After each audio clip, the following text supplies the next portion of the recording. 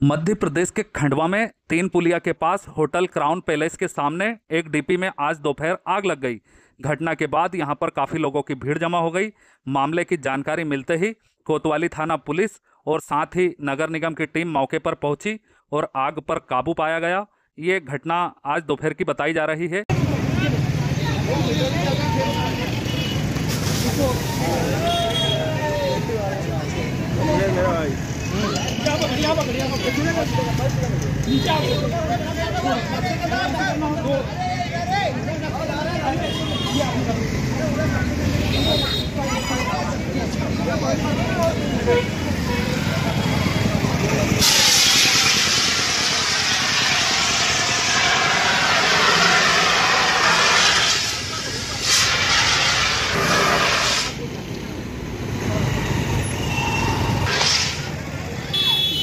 electric